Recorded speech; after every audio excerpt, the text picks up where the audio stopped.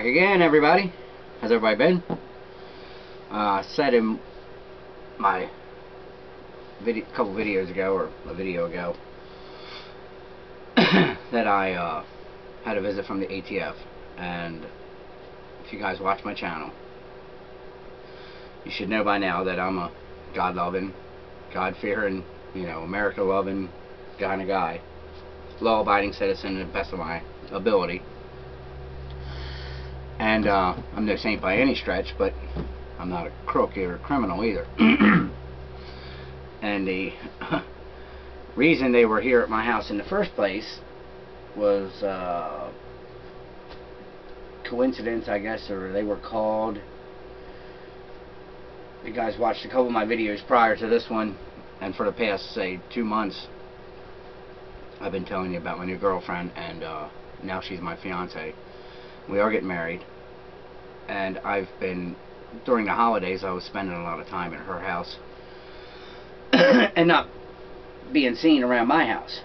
And I have 2 cars. I have my Jeep and the Jetta, and the Jetta was sitting here and sitting here and sitting here and didn't move. And my landlord said that he tried to call my cell phone, but I never called him back, so he thought that I was in distress, and he called the local Leos to come in the house with him to see if I was in here croaked. So they come in and cleared the house, and this was hanging in my closet in the bedroom. And what they do? They called the ATF. I thought it was an NFA weapon, but actually this is what is known as a blowback. It's a blank firing, reloadable, fully automatic replica gun for the movies. These were really popular in the 80s. This one is dated December of '83. So they called me at my job, and I kind of got the runaround. And then I called my landlord and said, "What's going on?" And he said, "Well, I told him you were a nice guy and you love your guns and you wouldn't hurt anybody, but they need you to come up the house." So I leave my work.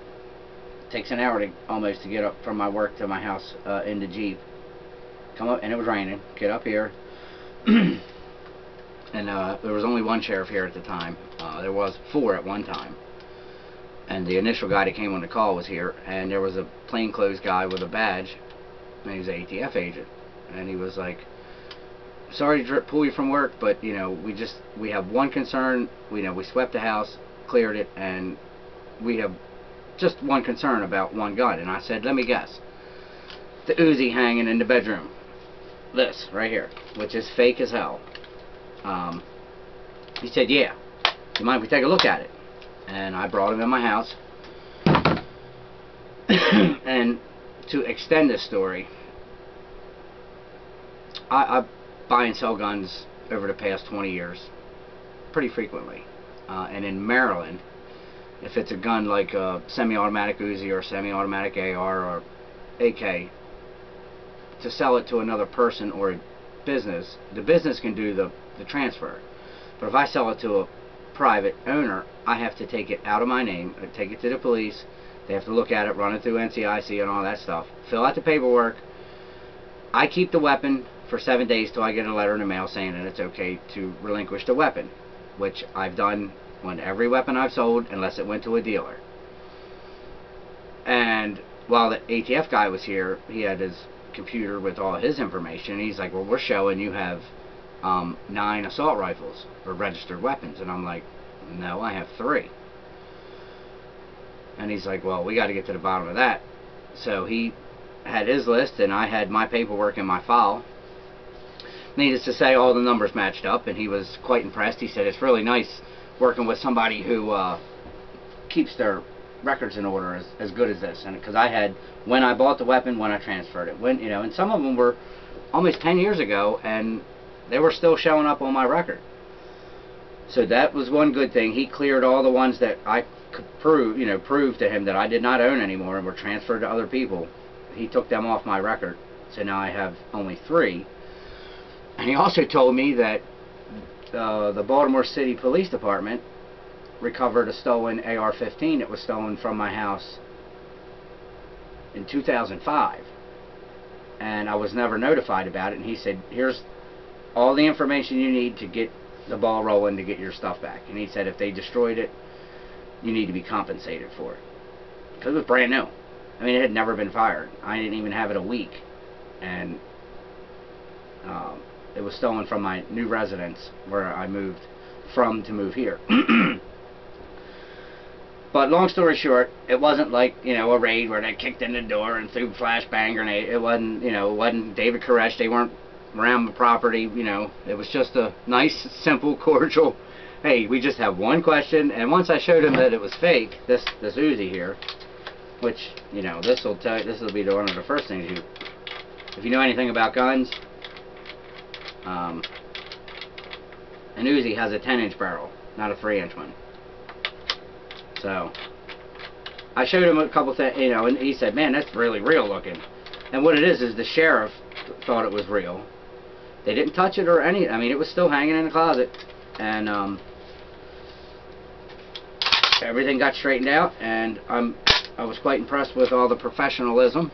And the guy's a local Leo himself, but he's attaché for the ATF out of Baltimore. And his boss came up to the house, but I didn't get the pleasure or privilege to meet that guy. He was pulling in as I was pulling out to go back to work. It only took about an hour and a half, and to get everything straight and to find out that I can actually get property that was stolen from me back. This will be the second time if it's successful and they don't, you know, have any problems with it. I've already talked to the police, gave them all the info, you know, showed them proof of ownership, or have the proof of ownership.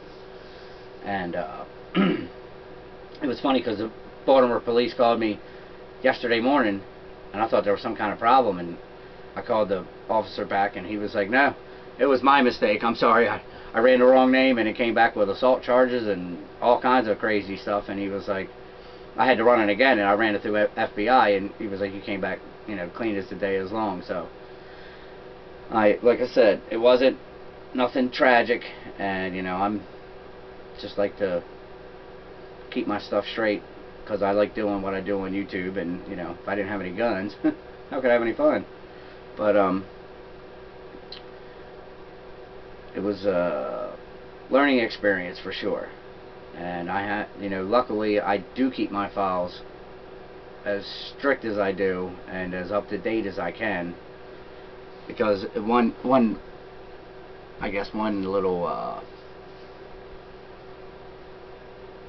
thing, and I guess they could, you know, they could really come down on you if they wanted to. And I told him, I said, the last thing I want is any problem with you or the sheriffs or the state police or anybody. I said, when, you know, I became a collector in Maryland, which exemplifies me from, I'm exempt of a couple rules for other people who aren't collectors. Like, if you're not a non-collector in Maryland, you can only buy one firearm every 30 days. As a collector, I can go to a gun show, and if I see 4 weapons, I can buy them all in one day with no problem. So, you know, that's just one of the simple things. But it also gives you the curio and relic thing to where you can have, you know, antique firearms, and you know, no matter what. So I just thought you guys like to know that ATF isn't like I guess if you're got your stuff straight. I guess if I didn't have my record straight, they could have been a little more stiff on me. But you know, he said, well, what about this weapon? And I said, okay, here's the paper right here when I bought it, here's the papers when I sold it. And I mean police papers, not, you know, you got to take them to the cops and state police, and then, you know, I have to wait for the thing that says not disapproved. So there you go, my, you know, first run in with the ATF over a blowback. And you know, I've used to own, I had an M16A1 full auto, I had a XM177E Car 15 that was a metal one like this. Some of them were plastic bodied. They used to make Mac 10s and Mac 11s. They were really nice with fake silencers. I had 2 MP40s, a Beretta M12S, 2 of those Beretta M12Ss, This is the first Uzi I had, and it's broke. It's got some issues with it, but you know the company's still in business in Japan, so I could probably email them and say, hey, can I get some parts? But yeah, I guess I should have had it in a safe, huh? Anyway, I didn't put it in a safe because it's not real, so you know, I guess most people don't have Uzis hanging in their closet, but again, it's fake, so it's kind of comical, kind of eye-opening, kind of surreal for sure. And me and the agent that was here are going to do some shooting, but it'll probably be faces blacked out, so nobody knows who he is. But it should be fun. I said, how far you shoot? He said, how far can you shoot? I said, we can shoot after 200 yards. I know one spot we can shoot after 300 yards. He's like, oh no, I don't want to get shown up. But I'm sure he was just playing. But so that was my experience with the ATF, and wasn't that bad. And I got good news all around, and they're going to send me a copy of what's actually registered to me now, so I can put it in my file up as of 2012, because he had weapons on my stuff all the way back to 93, and my first Colt that I mean, not my Colt, my first 45 I had, that you didn't even have to have really paperwork when you sold it. That's how long ago it was. I mean, I just did a private sale and got a bill of sale, and that was it. But anyway, that's how it goes when you got guns, I guess. And that's all I got to say about that.